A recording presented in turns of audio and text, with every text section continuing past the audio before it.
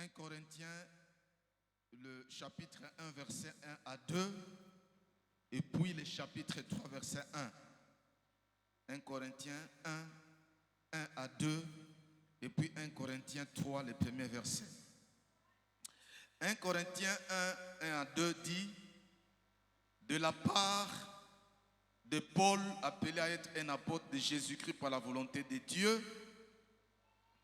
et du frère Sosthène à l'église de Dieu qui est à Corinthe, à ceux qui ont été conduits à la sainteté par Jésus-Christ, appelés à être saints, et à tous ceux qui, partout, font appel au nom de notre Seigneur Jésus-Christ, leur Seigneur et le nôtre. Et dans 1 Corinthiens 3, 1, c'est toujours le même apôtre. Pour ma part, frères et sœurs, je n'ai pas pu vous parler comme à des personnes dirigées par l'Esprit, mais comme à des personnes dirigées par leur propre nature, comme à des petits enfants en Christ.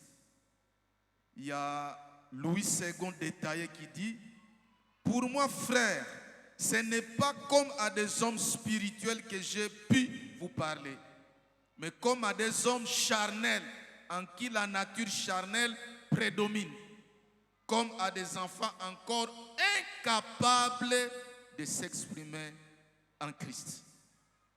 Est-ce que nous pouvons acclamer la parole de Dieu? Acclamons la parole de Dieu, c'est Dieu lui-même. Amen.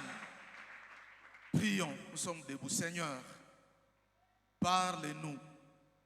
Tu as déjà commencé à nous parler, à nous rappeler par des cantiques que tu nous aimes, que tu fais des miracles. Tu nous as rappelé par les docteurs que nous devons croître cette année en jouant bien notre rôle pour la croissance de nos petits groupes appelés Oikos. Et Papa Abdias nous encourage à croire que la prière, toutes nos prières, par la foi, conformes à la parole de Dieu, sont exaucées. Parle-nous maintenant par ta parole de manière expliquée. Merci Saint-Esprit pour l'onction qui coule maintenant. Dis-nous quelque chose au nom de Jésus-Christ. Amen. Reprenez vos places. Notre thème de l'année, c'est croissez, grandissons, progressons, avançons tout en étant matures. Le dimanche passé, notre papa nous a parlé de la croissance dans la prière. Si nous voulons grandir, nous devons reconnaître les obstacles qui empêchent que Dieu ne nous exauce pas. Et avant de donner mon sujet de ce matin, je voulais être reconnaissant à Dieu et à Papa Sita ce matin. Je n'oublierai jamais cet homme qu'il a accepté de s'agenouiller pour que j'utilise ses épaules pour voir loin et aller loin. Amen. Je voulais parler ce matin de 6 mauvaises habitudes des chrétiens immatures. 6 mauvaises habitudes qui révèlent l'immaturité spirituelle. Nous venons dans les passages que nous venons de lire dans 1 Corinthiens 1, 1 à 2. Paul répondait aux questions qui lui ont été posées par les leaders de cette église par rapport aux réalités, aux choses qui se passaient dans cette église de Corinthe. Maintenant, l'apôtre Paul leur a envoyé sa lettre. Et là, il se présente, mais il dit, il écrivait cette épître aux saints. Papa Sita nous a déjà expliqué ça. Nous sommes des saints, positionnellement en Jésus-Christ. Mais l'apôtre Pierre nous demande de les manifester au quotidien. Tout chrétien, par définition, est un saint. Si une chrétienne, une sainte. Paul a écrit aux chrétiens qu'il appelle des saints ou des gens appelés à être saints ou à vivre en tant que saints. Mais Paul souligne que ces saints-là avaient une vie désordonnée, une vie charnelle, une vie mondaine, une vie immature. Il y avait des compétitions à l'église, des divisions, des disputes et beaucoup d'autres choses. L'apôtre Paul, en écrivant cette lettre, voulait les amener à être conscients de ce qu'ils étaient en Jésus-Christ. Il voulait les amener à comprendre qu'ils ne devaient pas abuser leur liberté en Christ. Il soulignait qu'ils ne devaient pas se comporter comme des petits enfants. À chaque problème, ils se retrouvaient aux tribunaux. Il les amenait à comprendre qu'ils ne devaient pas utiliser mal les dons spirituels. Il y avait compétition. Quelqu'un qui savait qui avait les dons de prophétie se croyait supérieur à celui qui avait X dons. Paul leur montre que vous êtes un corps, chaque membre a son utilité. Et il a souligné aussi qu'en tant que des petits enfants, en tant que des chrétiens, ils se comportaient comme des bébés spirituels parce qu'ils participaient tout en étant souillés à la Sainte Seine. Paul a écrit pour les avertir. Qu'est-ce que j'attends par mauvaise habitude enfantine? Ce sont des attitudes que nous tolérons facilement en tant que chrétiens. Nous sommes des saints, nous sommes sauvés, mais nous tolérons ces habitudes-là, ces réactions-là. Une mauvaise attitude, c'est aussi une conduite indigne. En tant que saint, ça n'honore pas notre nature en tant qu'un saint. C'est une manière de vivre qui ne correspond pas à notre appel, à notre vocation. C'est des mauvaises habitudes peuvent être aussi des comportements immoraux. Parce que l'apôtre Paul, dans 1 Corinthiens 5, souligne notre comportement d'un saint à l'église, mais qui couchait avec sa mère, dont la femme de son père. Des comportements immoraux. Une mauvaise habitude enfantine peut être aussi un péché chéri. Un péché que je considère acceptable, mais qui est subtil. Bon, apparemment, ce péché n'est pas grave, mais elle est comme une tumeur qui me ronge petit à petit, qui me détruit, mais aussi qui détruit ceux qui sont autour de moi. Ça peut détruire aussi l'Église. Je voulais partager avec vous 6 mauvaises habitudes qui révèlent l'enfantillage au sein. Avant d'entrer dans le vif du sujet, je connais une servante de Dieu que je respecte beaucoup. Un jour, elle me parlait avec mon épouse, soulignant l'immaturité, mais dans les mariages, pour nous donner un conseil. Elle dit, quand elle s'est mariée avec son mari, au début de leur mariage, ils étaient tous des universitaires, des ingénieurs. Chacun avait un bon salaire. Un jour, le miroir de la salle de bain s'est cassé. Et puis, le miroir était rectangulaire. Et puis, le mari a acheté un autre miroir, mais qui était ovale. Il a fallu poser ça au mur dans la salle de bain. Maintenant, c'est la maman qui nous parlait, qui a tout essayé. Son mari était là et puis elle a réussi à poser ça sur les murs. Et puis quand son mari a vu ça, il a dit, ah bon chéri, tu es aussi intelligente. Maintenant, elle a réagi. L'enfantillage a réagi. Tu ne sais pas que je suis intelligente, mais je suis universitaire comme toi, je suis ingénieur comme toi. Et puis, il y a une petite discussion. C'est pour dire que malgré notre âge en Christ, ça peut arriver que dans un domaine quelconque, que vous observiez ou trouviez l'enfantillage en moi. Et le thème de cette année, c'est pour nous aider à grandir, à bannir ces mauvaises habitudes qui révèlent l'enfantillage spirituel.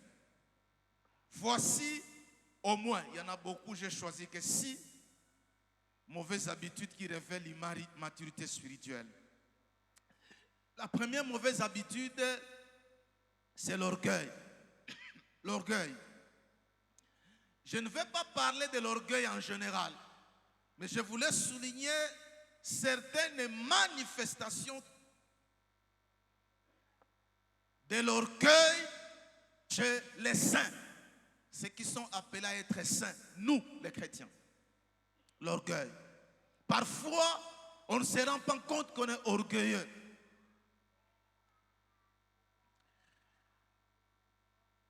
Dans Luc 18, versets 11 à 12.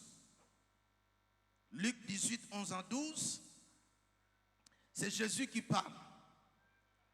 Le pharisien debout faisait cette prière en lui-même.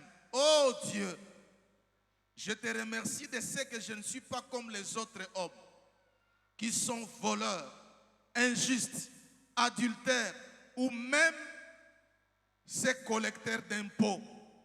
Je jeûne 2 fois par semaine et je donne la dîme de tous mes revenus. Ces pharisiens n'est pas monté au temple pour prier Dieu de manière honnête.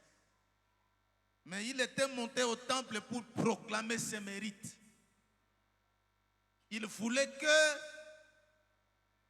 les collecteurs d'impôts, ou peut-être il y avait des gens, écoutent ce qu'il est, ce qu'il fait, ce qu'il est, ses mérites. Il voulait se faire juste. Bien-aimés dans le Seigneur, nous savons c'est Jésus, c'est Dieu qui parle par l'apôtre Jacques, que Dieu s'oppose aux orgueilleux, mais il fait grâce aux humbles. Jacques 4, verset 6. Et l'apôtre Pierre, dans sa première épître, 1 Pierre 5, 5, il dit la même chose, que nous devons nous soumettre les uns aux autres, nous revêtir d'humilité, car Dieu s'oppose aux orgueilleux, mais il fait grâce aux humbles. Ça signifie que la guérison à l'orgueil passe par l'humilité. Voici 3 manifestations de l'orgueil qui révèlent l'immaturité spirituelle. La première manifestation, c'est l'orgueil de sa propre justice. L'orgueil de sa propre justice. L'orgueil du pharisien qui s'est manifesté par un sentiment de supériorité morale qu'il avait par rapport aux collecteurs d'impôts. Nous venons de le lire dans Luc 18, 11 à 12. Et dans l'Église, cette supériorité morale est devenue de plus en plus courante. Parfois, il est difficile de le reconnaître.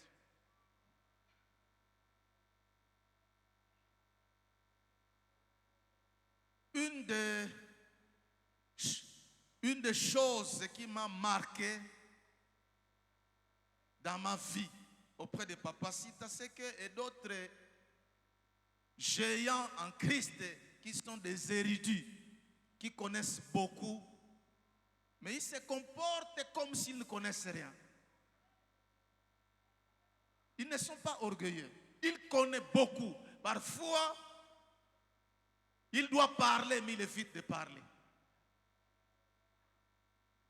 Parce que quand on connaît beaucoup, ou soit on est en train, Dieu commence à utiliser quelqu'un dans ce couloir de connaissances dans un domaine. Si la personne ne met pas de garde-fous, c'est facile à se mettre au centre du ministère. C'est pourquoi l'apôtre Paul pouvait dire, si je puis tout par celui qui me rend capable de faire mon ministère apostolique. Alléluia. Paul pouvait dire, pour montrer que la vie chrétienne est une course, la vie que tout ce qu'on peut faire pour les seigneurs, on le fait au quotidien, on avance. Il a dit dans 1 Corinthiens 9, versets 26 à 27. 1 Corinthiens 9, 26 à 27. C'est pourquoi si je cours, ce n'est pas à l'aveuglette, ce n'est pas à l'aventure, mais sur les trajets prescrits, en gardant les yeux fixés au but. Si je m'exerce, je traite durement mon corps et je le discipline de peur d'être moi-même disqualifié après avoir prêché aux autres. Disqualifié, ce n'est pas perdre le salut. Aider les autres et puis à un moment s'enorgueillir et puis on n'atteint pas le but. Il a dit aussi dans Philippiens 3, 12 à 14. Philippiens 3, 12 à 14. Ce n'est pas que j'ai déjà remporté le prix ou que j'ai déjà atteint la perfection, mais je cours pour tâcher de m'en emparer. Puisque moi aussi Jésus s'est emparé de moi. Frères et sœurs, je n'estime pas m'en être moi-même déjà emparé. Mais je fais une chose, oubliant ce qui est derrière et me portant vers ce qui est devant. Je cours vers le but pour remporter le prix de l'appel céleste de Dieu en Jésus-Christ. Qu'est-ce que l'apôtre Paul voulait dire? Il voulait dire tout vrai succès dans tous les domaines dépend de Dieu, qui est souverain. C'est Dieu qui agit. Nous ne sommes que des simples instruments. Si je connais dans ce domaine, c'est moi qui dois le faire. Je ne peux pas m'enorgueillir pour dire aux gens, ce qui n'a zaté, si sans moi. Mais je dois le faire parce que Dieu m'a qualifié dans ce domaine-là pour le faire. Je le fais. Qu'on cite mon nom ou pas, mais je le fais pour le Seigneur. 1 Samuel 2, verset 7. 1 Samuel 2, verset 7. L'Éternel appauvrit et il enrichit. Il abaisse et il élève. Il est souverain. Psaume 75, 6 à 7. Psaume 75, 6 à 7. Ne levez pas si haut votre tête. Ne parlez pas avec tant d'arrogance. Car ce n'est ni de l'Est, ni de l'Ouest, ni du désert que vient la grandeur. La grandeur vient de l'Éternel. C'est lui qui a dit à Abraham, je rendrai ton nom grand. Deutéronome 8, verset 17 à 18. Deutéronome 8, 17 à 18. Fais bien attention à ne pas dire dans ton cœur, c'est ma force et la puissance de ma main qui m'ont permis d'acquérir ces richesses. Souviens-toi de l'Éternel ton Dieu, car c'est lui qui te donnera de la force pour les acquérir afin de confirmer, comme il le fait aujourd'hui, son alliance qu'il a conclue avec les ancêtres après ta serment. 1 Corinthiens 4, verset 7. 1 Corinthiens 4, verset 7. En effet, qui est celui qui te distingue? Qu'as-tu que tu n'aies reçu? Et si tu l'as reçu, pourquoi faire le fier comme si tu ne l'avais pas reçu? La version parole vivante dit, je m'adresse là à chacun en particulier. Toi, mon ami, dis-moi, qui t'a donné une supériorité sur les autres? Par quoi te distingues-tu? Tu te vantes de posséder certains privilèges, des connaissances particulières. Mais de qui les tiens-tu? Qu'as-tu qui ne t'a été donné? Mais si tu as tout reçu gratuitement, pourquoi t'en vanter comme si tu l'avais acquis par tes propres efforts? Qu'est-ce que je possède que je n'ai pas reçu?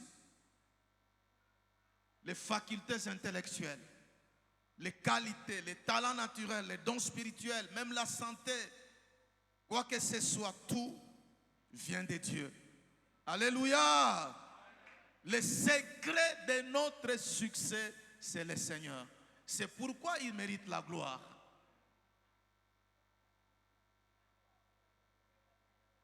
Papa Sita a dit un jour que les chrétiens humbles, c'est celui qui sait que ce qu'il est devenu, ce qu'il a, ce qu'il aura, ce qu'il peut et ce qu'il pourra, ce qu'il vaut, il est conscient que c'est la pure grâce de Dieu. C'est pourquoi il ne peut pas s'enorgueillir. Alléluia! Mais la question, c'est que, quelle est mon attitude? Quelle est votre attitude lorsque nous faisons quelque chose pour le Seigneur et qu'on oublie de le reconnaître? Quel sentiment avons-nous? Sommes-nous prêts à œuvrer dans l'ombre, à faire notre travail pour Dieu, mais parfois ignorer des hommes? Si le pasteur doit citer les noms de ceux qui ont fait le travail et qu'il oubliait votre nom, quel sentiment va monter dans votre corps, dans le cœur ou les miens? Ce sentiment-là, si il est amer, c'est l'enfantillage. Alléluia! Jésus a dit dans Luc 17, verset 10. Luc 17, 10. Vous de même, quand vous avez fait tout ce qui est à vous, quand vous avez fait tout ce qui vous a été ordonné, dites, nous sommes des serviteurs inutiles. Nous avons fait ce que nous devrions faire. Et l'apôtre Paul a dit ça autrement dans Colossiens 3, verset 23-24. Colossiens 3, 23-24. Tout ce que vous faites, faites-le de tout votre cœur, comme pour le Seigneur et non pour les hommes. Sachant que vous recevrez du Seigneur un héritage pour récompense. En effet, le Seigneur que vous servez, ce n'est pas un homme, mais c'est Christ. Amen. Quand je dois faire quelque chose dans cette église, vous devez faire quelque chose dans cette église, faisons-le fidèlement, tout en ayant la mentalité que je n'ai fait que mon devoir. Je n'ai fait que servir Dieu. Je sers Dieu en servant les autres. Je dois le faire de tout mon cœur. Je ne le fais pas pour que je sois vu, mais je le fais parce que le Seigneur veut que je le fasse, afin que l'église avance. C'est ça la maturité. Une autre manifestation de l'orgueil, c'est l'esprit d'indépendance. L'esprit d'indépendance. On se croit indépendant, alors que Paul dit que nous sommes un corps, nous sommes attachés. Et il y a la tête, qui est Christ. Et Dieu a établi des leaders dans l'église. Les chrétiens immatures s'isolent. C'est pourquoi celui qui a écrit l'épître aux Hébreux a donné un puissant conseil dans Hébreux 13, verset 17. Obéissez à vos conducteurs, acceptez leur autorité et soumettez-vous à leur direction, car le bien de vos âmes est leur souci constant. ils veillent sur vous plus qu'ils devront un jour en rendre compte. Qu'ils puissent s'acquitter de leurs tâches avec joie et non pas dans la tristesse et la peine, ce qui ne vous serait d'aucun avantage.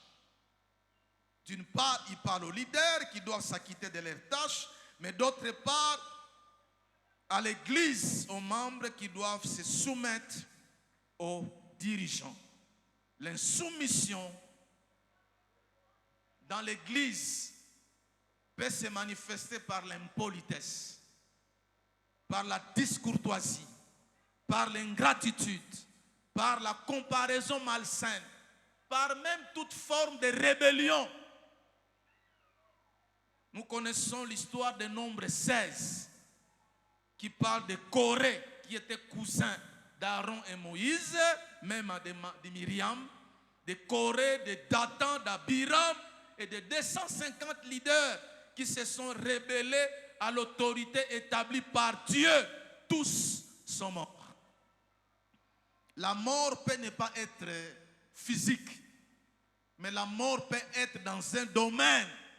Parce que la grâce coule encore, on ne meurt pas physiquement, mais dans un domaine, on meurt parce qu'on est insoumis. Alléluia!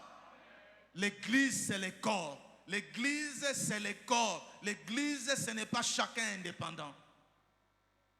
Deuxième mauvaise habitude qui révèle l'immaturité, c'est l'égoïsme. Égoïsme.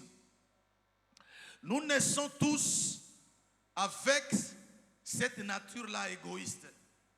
Les parents savent, tu peux acheter un bonbon, tu donnes ça à un enfant, ou un pain, ou un sachet de biscuits. C'est toi qui lui donnes. Mais quand tu le demandes, ah bon, il refuse de te donner. Parce que nous naissons égoïstes. Le péché nous a avilis.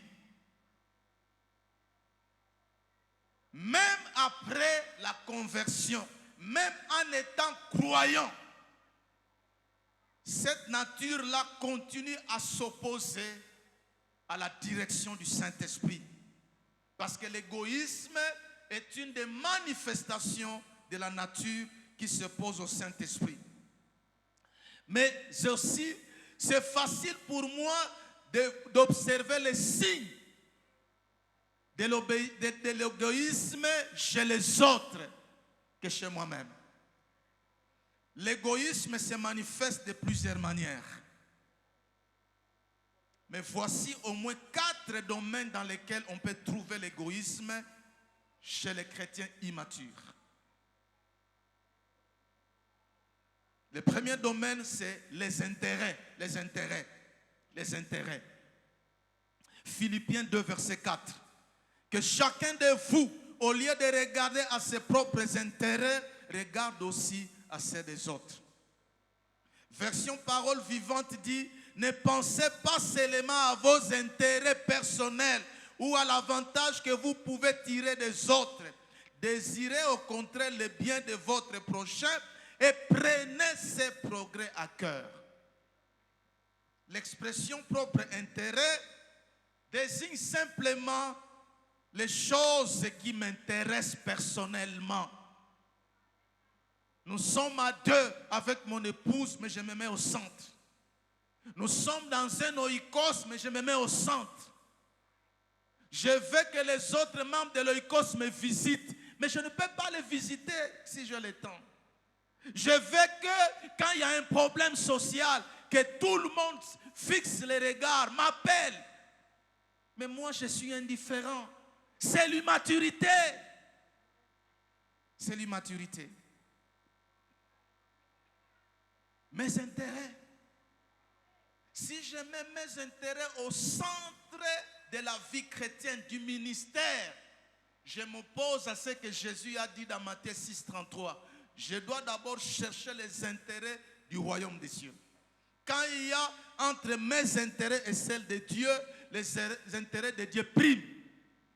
C'est pourquoi un des moyens de connaître cela, c'est qu'il y a séminaire pour ma croissance. Il y a oikos pour ma croissance. Il y a une activité chrétienne pour ma croissance. Mais je vends. Les clients viennent, je dois vendre devant la parcelle. L'esprit me dit, va aloikos. Recevoir les instructions pour mieux vendre pour la gloire de Dieu. Mais la chair me dit, tu as besoin d'argent, reste là-bas. C'est pourquoi vous voyez le fait de fuir consciemment l'assemblée chrétienne, les activités chrétiennes révèlent l'immaturité spirituelle. Hébreux 10, 25 en parle. Parce qu'un chrétien mûr connaît l'importance du corps de se retrouver ensemble et de croître ensemble.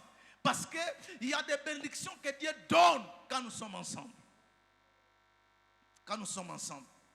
Les chrétiens égoïstes s'intéressent qu'à lui. Ils voient que lui, dans tout c'est lui. Si vous lisez dans Luc 12, 13 à 21. Luc 12, 13 à 21, c'est la parabole du riche insensé. Si vous voyez les je, mais, ma, mon, mais, il est riche, mais la richesse est tournée autour de lui. Ni Dieu, ni ses enfants, ni sa femme. Alors Dieu dit, pourquoi tu dois vivre pour toi-même? Alors cette nuit, je reprends ton âme. Et dans 2 Timothée 3, versets 1 à 5, 2 Timothée 3, versets 1 à 5, l'apôtre Paul parle dans les tableaux de caractéristiques des derniers temps, le temps de la fin. Il dit, sache bien que de temps difficiles nous attendent. La période finale de l'histoire de ce monde sera une époque périlleuse et trouble. La première caractéristique, les hommes seront égoïstes. Et puis la liste continue. L'égoïsme est une des caractéristiques du temps de la fin. Vous savez, il y a des mamans ou des papas ou des frères en Christ. Quand ils mangent, il est à la table. Bon, pour nous en Afrique, dans d'autres cieux, le manger, chacun mange chez lui. Mais dans nos milieux où il y a la pauvreté, quelqu'un peut quitter chez lui sans manger parce qu'il n'en a pas. Mais il vient chez vous, quand vous avez coco, il vient le recevoir dehors, il lave les mains et le frère souffle. Combien de chrétiens, si vous entrez dans leur chambre, vous regardez leur garde-robe, vous regardez les chaussures, vous regardez des sacs à main, c'est plein. Par exemple, parfois c'est moisi. Mais alors, il y a des frères et sœurs en Christ qui souffrent.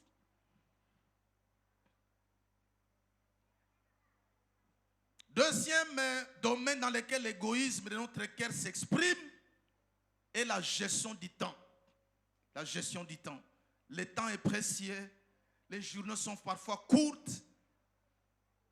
Mais les chrétiens immatures se mettent au centre. Tout son temps est géré que par rapport à lui et ne pense pas aux autres et à Dieu. Il est très occupé. Il ne peut pas accepter les interruptions divines. Il a l'agenda, il a préparé beaucoup de choses. Mais Dieu a aussi des rendez-vous non programmés par nous, mais qu'il a programmés pour faire avancer son royaume. Nous connaissons l'histoire, la parabole du bon samaritain. Il avait planifié de voyager. Il avait l'argent prévu pour les voyages. Mais soudain, c'est l'interruption divine. C'est un rendez-vous divin, il faut agir. Au-delà de nos occupations, sachant que nous ne sommes pas indépendants, nous sommes un corps. Préoccupons-nous aussi, insérons aussi les autres dans notre agenda. Alléluia! Dieu peut bouleverser notre agenda. Galates 6, verset 2. Galates 6, verset 2. Aidez-vous mutuellement à porter vos fardeaux. Supportez les fautes et les faiblesses des autres. De cette manière, vous accomplirez la loi de Jésus-Christ. N'a-t-il pas lui-même porté nos fautes et nos fardeaux à la croix? Donc nous ne sommes pas indépendants. Nous devons nous entraider mutuellement. Gérons bien notre temps, mais sachons que Dieu, par les autres, peut modifier l'agenda. C'est ça la maturité spirituelle.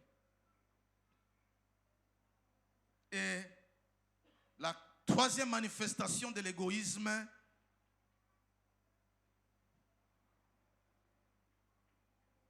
l'argent. La gestion de l'argent. La Bible dit dans Romains 12, verset 15, « Pourvoyez aux besoins des saints et exercez l'hospitalité avec empressement. » 1 Jean 3, 17. 1 Jean 3, 17. « Si quelqu'un qui possède les biens de ce monde voit son frère dans les besoins et lui ferme son cœur, comment l'amour de Dieu peut-il demeurer en lui? » Ces versets soulignent la compassion envers ceux qui manquent de nécessité. Quand Dieu, d'abord nous sommes des gestionnaires, c'est Dieu qui a l'argent, le travail, les comptes en banque, toutes les ressources financières sont que des moyens divins que Dieu utilise pour nous bénir. Mais c'est lui le pourvoyeur. Quand nous avons l'argent, il y a toujours trois parts. Il y a la part de Dieu, la manière, vous savez, un des moyens de connaître un chrétien, de la manière dont il gère son argent, s'il est mûr ou pas, c'est gérer la part de Dieu. Il ne peut pas ne pas donner la dîme. Il ne donne pas les offrandes parce qu'il doit donner, mais il donne proportionnellement à ce qui passe entre nos mains. C'est pourquoi Jésus pouvait se tenir devant les trônes pour regarder la manière dont les gens donnaient. Les riches avaient beaucoup donné selon eux, mais selon Dieu, c'était le minime. Mais la pauvre veuve qui avait que 2 pièces, elle a donné tout. Du point de vue humain, c'est des 2 petites pièces. Elle avait donné. Tout à l'heure, nous allons donner les offrandes. Qu'est-ce que nous avons prévu à offrir à Dieu pour ses intérêts? Est-ce que c'est proportionnel à ce que Dieu a fait passer entre nos mains toute la semaine? Quelle est la dernière fois que vous avez donné la dîme du Seigneur? Donc la première part, c'est la part de Dieu. La deuxième part, c'est ma part à moi que je dois bien gérer. Je dois bien gérer ma part. C'est là où je peux même investir. Je dois manger un peu et investir un peu. Et c'est là où il y a l'épargne. C'est là où je dois satisfaire les besoins de ma famille. Mais la troisième part, c'est la part des autres. Il y a toujours une petite quantité que Dieu fait passer par moi, par vous, mais pour d'autres. Ça ne nous appartient pas. Les chrétiens immatures bouffent cela. Mais les chrétiens matures savent que je suis un canal divin que Dieu utilise pour faire du bien aux autres. C'est pourquoi vous voyez nos frères et sœurs de l'Occidentaux être beaucoup bénis par Dieu. Parce qu'il applique ces principes. Il donne beaucoup. Et Dieu, c'est un principe donné et il vous sera. Quatrième manifestation de l'égoïsme, c'est le manque de considération. Quand je ne considère pas l'autre ou les frères et sœurs, je suis égoïste parce que je n'aimerais pas que je ne sois pas respecté ni considéré. Nous sommes des tribus différentes. Nous n'avons pas la même alimentation. Mais nous devons nous accepter mutuellement. C'est ce que Paul parle dans Romains 14. Je dois supporter l'autre, le considérer. Même si je ne mange pas le ver de terre. Mais si mon frère trouve là délicieux, même si ça fait mal, c'est dans mon cœur. Mais je ne veux pas les mépriser. Moi, je suis élancé. Il est petit de taille. Moi, il est mince. Il ne parle pas bien français que moi. Je dois les respecter parce que tous, nous avons la même valeur en Jésus-Christ. Et une autre manière de ne pas considérer les frères, c'est arriver au culte en retard. Donc, le manque de ponctualité est un manque criant de l'égoïsme. Parce que s'il faut, ceux qui travaillent dans les entreprises consciencieuses où il y a la discipline, ils ne peuvent pas arriver, ils ne peuvent pas aller au travail en retard. Mais ça, c'est pour servir un homme. Mais pour Dieu, on peut venir quand on veut, Donc, nous sommes, excusez-moi les termes, venir en retard, c'est une manifestation de l'impolitesse vis-à-vis de Dieu et vis-à-vis de l'assemblée. Parce que nous sommes convenus comme ça. Avec les embouteillages dans notre ville, on comprend. Mais Dieu voit les motivations. Parce que les cultes ne se préparent pas le matin. Les cultes se préparent à la veille. Alléluia! Le fait de parler trop fort au téléphone. Vous êtes dans un milieu de gens, j'écris. Le fait de jeter des ordures dans la place publique, les papiers mouchoirs, les bouteilles, les sachets, c'est le manque de considération. Qui va ramasser ça pour moi? Le fait de laisser la toilette sale, c'est de l'impolitesse. J'entre dans une toilette, je ne jette pas de l'eau pour que celui ou ceux qui vont entrer voient mes bêtises. C'est l'impolitesse entre guillemets. Alléluia! Mal s'habiller, l'exhibitionnisme. Les hommes, la sœur doit me visiter, mais je mets une petite culotte, je suis velu, je mets un cinglet, c'est impoli. C'est impoli. Je dois respecter la sœur, je ne peux pas être une occasion de chute pour ma sœur. Le sœur aussi, les dos nus, c'est impoli. Mettre des habits serrés qui dessinent les sous-vêtements derrière, c'est impoli. Nous devons grandir. Alléluia. Alléluia. Troisième mauvaise habitude qui révèle l'immaturité, c'est les commérages et les calomnies. Les commérages et les calomnies. Commérage, selon le dictionnaire, c'est l'action de répéter des informations qui ne sont pas vraies. Ou les informations plus ou moins vraies entre frères ou voisins. Les synonymes, c'est le bruit des couloirs, les rumeurs, les cancans, la médisance, les racontards. Je ne connais pas ce qui est vrai. Peut-être que j'ai appris. Mais j'envenime cela. J'ai vu cette sœur. Je l'ai vue. Elle donnait un bisou à son chef au travail. Est-ce que tu as vraiment vu, tu as entendu? Calomnie, c'est une fausse imputation faite sciemment qui blesse la réputation et l'honneur de l'autre. Fausse imputation faite sciemment qui blesse la réputation et l'honneur de l'autre. Si je répands des commérages dans les colportages, je deviens journaliste pour colporter des fausses informations ou des rumeurs ou la médisance. Non seulement je fais mal à celui qui m'écoute, parce que dans la formation des disciples, je les détruis. Je lui dis, toi aussi fais ça. Mais aussi, je détruis ceux qui vont l'écouter. La répétition du message, c'est moi, le vrai colporteur. C'est pourquoi Dieu avait dit dans Lévitique 19, verset 16. Lévitique 19, 16. Tu ne propageras pas de calomnie parmi ton peuple. Et tu ne t'attaqueras pas à la vie de ton prochain. Je suis l'Éternel. La maturité, Jésus, je vais voir les frères. Ou parce que nous sommes, l'Église aussi est non seulement un organisme digéré par l'Esprit, mais une organisation, Asbel, gérée par le management.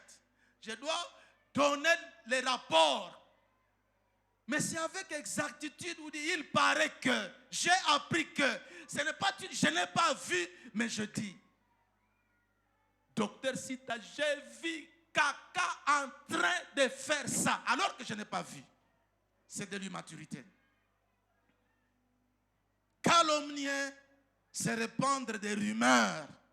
Calomnier, c'est mentir sur quelqu'un. C'est exagérer un fait. Proverbe 18, verset 8. Proverbe 18, 8.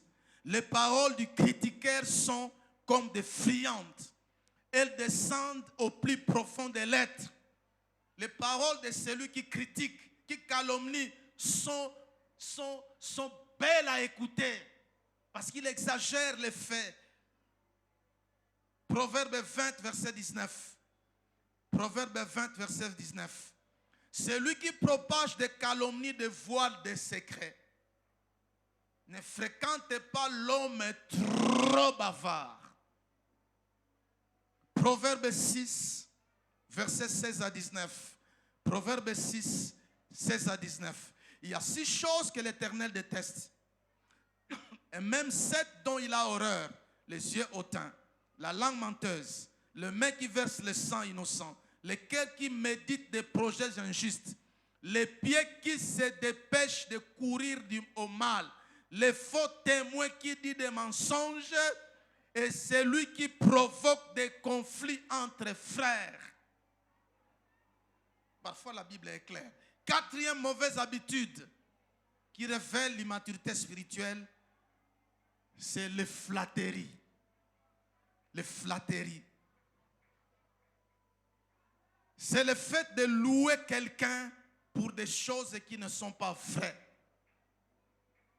C'est vouloir rendre quelqu'un grand, preso. Maintenant, l'objectif de les suturer l'argent. L'objectif, c'est le positionnement. L'objectif est mauvais. Mais on ne veut pas, sachant que si on va tout droit au but, peut-être que la personne en face va refuser. Et puis, on le oint de l'huile de la flatterie. On flatte pour détruire l'autre. On flatte pour que l'autre voit que c'est moi qui suis bon. Psaume 12, verset 2 à 3. Psaume 12, verset 2 à 3. Sauve-nous, Éternel, car il n'y a plus d'hommes loyaux dont les hommes vrais, qui sont vrais. Les fidèles disparaissent du milieu des hommes. On s'est dit des mensonges les uns les autres. On a sur les lèvres des paroles flatteuses. On parle avec un cœur double. Un flatteur est un hypocrite. Et les lèvres flatteuses parlent avec duplicité. Il y a toujours un motif derrière la flatterie. Et l'avant-dernière mauvaise habitude qui révèle l'immaturité, c'est la jalousie mal placée. La jalousie mal placée. Et très souvent, celui qui est jaloux est envieux. La jalousie mal placée, c'est le fait d'avoir peur que quelqu'un d'autre atteigne le même niveau que nous, voire même nous dépasser. C'est le fait de ne pas accepter la souveraineté de Dieu dans la distribution de talents, de dons ou même des richesses. Les autorités juives, dont les grands prêtres et les sadducéens, qui exerçaient le pouvoir à l'époque de l'église primitive, étaient remplis de jalousie envers les apôtres. Parce que de plus en plus, les Juifs se tournaient vers Christ. Acte 5, 16 à 17. Acte 5, 16 à 17. Alors le grand prêtre et tous ceux qui étaient avec lui, c'est-à-dire les partis des Sadducéens, s'élevèrent, remplis de jalousie. Ils firent arrêter les apôtres et les jetèrent dans la prison publique. Acte 13, 44 à 45. Acte 13, 44 à 45. Là, ce sont les Juifs d'Antioche de Pisidie. Pisidie qui était jaloux de l'apôtre Paul et Barnabas parce que toute la ville s'était rassemblée pour écouter la parole de Dieu. Nous connaissons ce qui s'est passé dans 1 Samuel 18, verset 7. 1 Samuel 18, 7. Saül s'est mis en colère. Il est devenu jaloux parce que les femmes chantaient. Saül a frappé 1000 et David c'est 10 000. Et à partir de ce moment, il est devenu non seulement jaloux, mais la jalousie a pondu les œufs de la haine dans son cœur, de la méchanceté dans son cœur, jusqu'à voulant les tuer.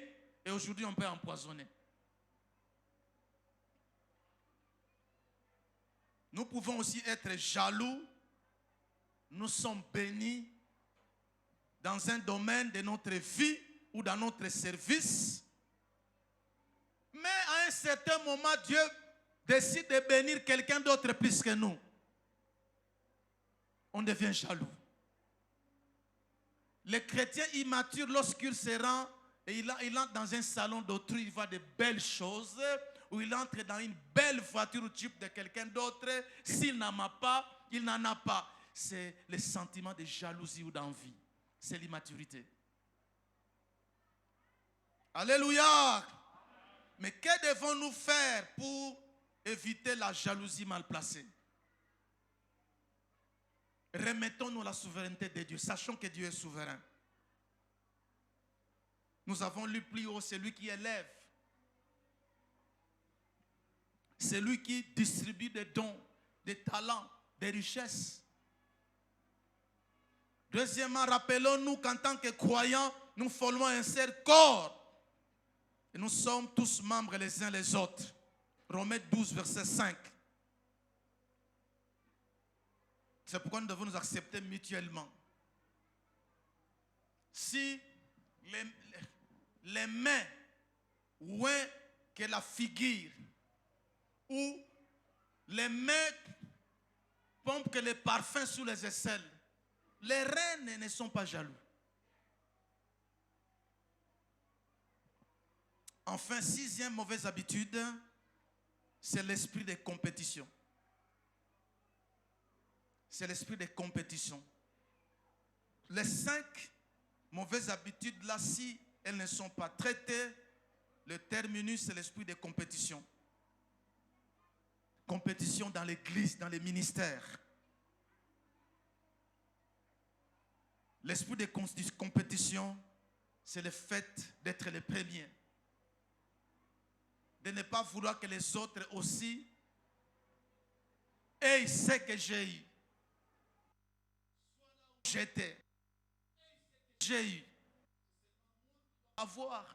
On doit parler de moi. Alors que nous sommes.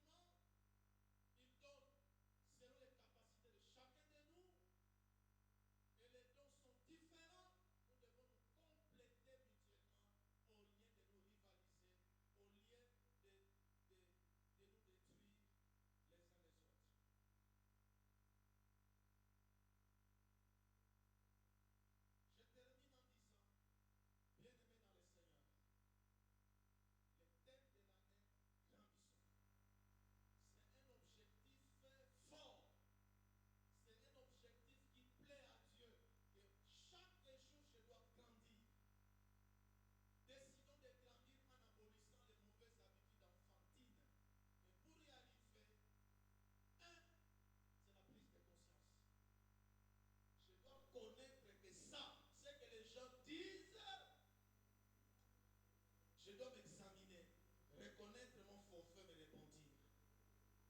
Parce que si je continue à cacher mes transgressions, je ne vais pas réussir, je ne vais pas grandir. Deuxième chose,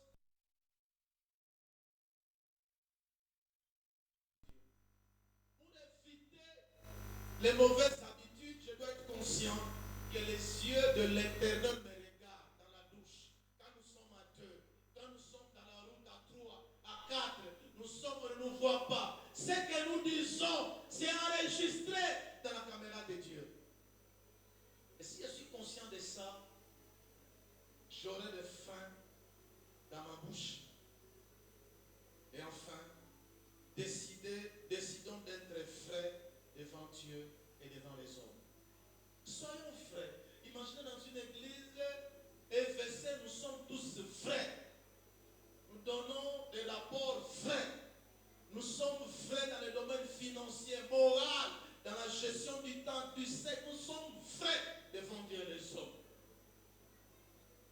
On parlera de nous pour la gloire de Dieu. Amen. Baissons nos têtes, nous allons prier.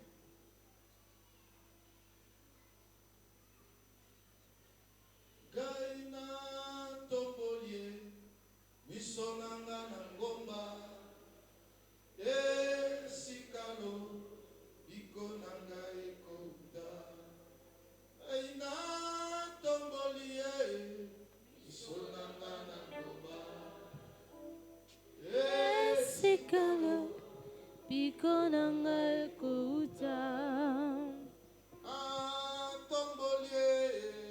Misonanga nangomba esikalo pikonanga ekouta. Zambo zambo eikananga makasi nanga yonge okufera kinga. Zambo zambo eikananga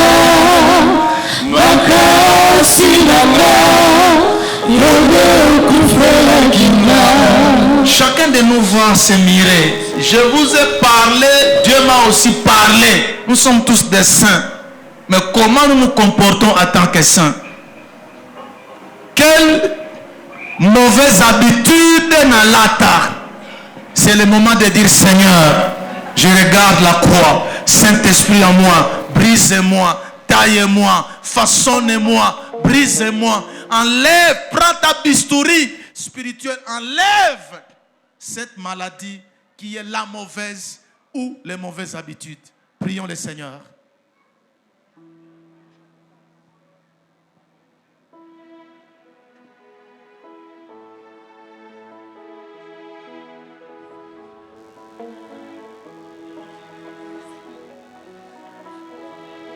Seigneur, brise-moi. Seigneur, Seigneur, Seigneur, Seigneur, Seigneur. Au secours, au secours, au secours, au secours. Tu as sauvé l'église de Corinthe. Sauve aussi notre église. Sauve notre église. Sauve notre église. Sauve notre église. Sauve notre église, Seigneur. Merci, Seigneur. Brise-moi. J'ai encore l'enfantillage en moi, tu le sais.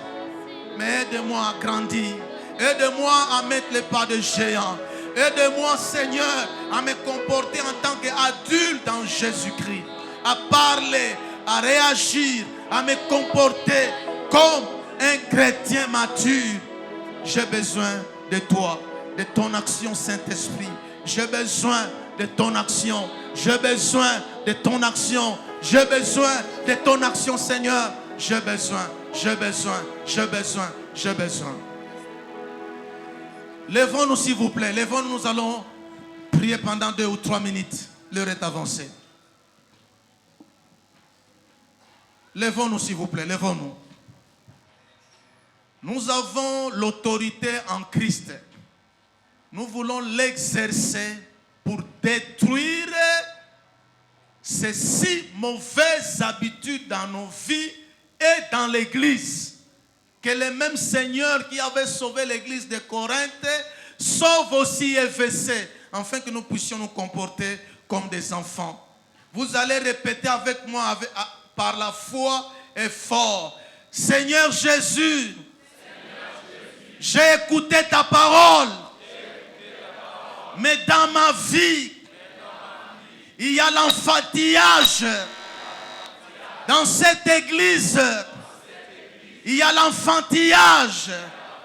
Au nom de Jésus-Christ, nous voulons détruire la sémence de ces mauvaises habitudes, cette influence mauvaise qui fait que nous puissions nous comporter comme des enfants. Nous les détruisons, nous les paralysons au nom de Jésus-Christ. Alors tapez les mains et détruisons cela. Détruisons cela. Nous devons grandir. L'église doit grandir. Je dois grandir. Je dois mettre les pas des géants. Seigneur, au nom de Jésus-Christ, au nom de Jésus-Christ, j'ai détruit dans ma vie l'esprit de concurrence, les flatteries, les commérages, les calomnies, l'égoïsme, l'orgueil. Jésus, je détruis cela. Je les paralyse. Nous les chassons au nom de Jésus-Christ. Nous paralysons l'enfantillage parmi nous. Nous voulons grandir. Nous voulons grandir. Nous voulons grandir. Nous voulons grandir. Nous voulons grandir, Seigneur. Nous voulons grandir. Au nom de Jésus-Christ. Au nom de Jésus-Christ. Enfin, Seigneur Jésus, par le Saint-Esprit, je te demande une chose. Cette année, aide-moi à grandir. Aide-moi à parler en maturité.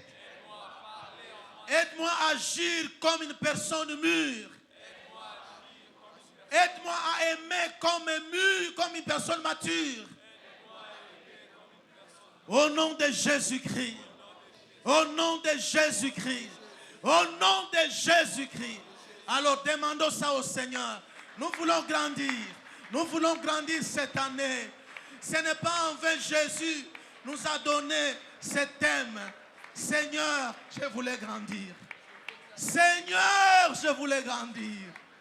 Seigneur, je voulais grandir. Je voulais grandir, Seigneur. Je voulais grandir.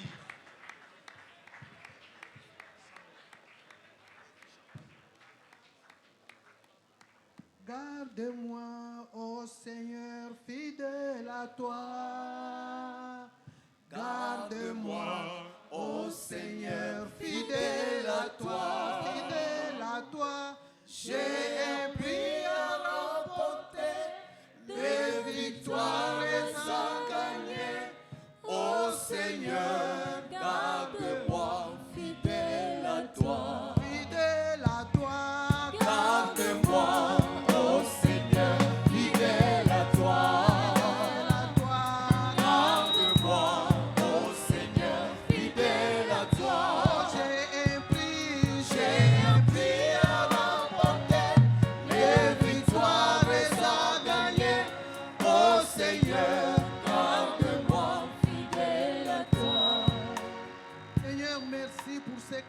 Que tu nous as inspiré ce matin après ce message éloquent. Oui, Seigneur, tu as écouté nos prières. Nous te demandons premièrement que tu puisses continuer à bénir l'orateur de ce matin, que tu puisses multiplier des bénédictions en sa faveur, dans la faveur de sa maison. Seigneur, que tu lui rendes au centuple. Et nous qui avons écouté ces messages, que tu puisses nous aider à prospérer à tous égards. Seigneur, nous voulons croître dans tous les domaines de notre vie. Tout de suite, nous te disons que sans l'œuvre du Saint-Esprit en nous, Seigneur, nous ne saurons pas. C'est pourquoi nous réclamons ton aide assez suffisante pour que nous puissions exceller en bonnes œuvres, pour que nous puissions exceller en croissance dans tous les domaines, financier, moral, spirituel, mental et santé. Que toute la gloire, Seigneur, te revienne, toi qui écoutes toutes nos prières lorsque nous te les adressons. Au nom puissant de Jésus, nous avons ainsi prié. Amen. Acclamons le Seigneur.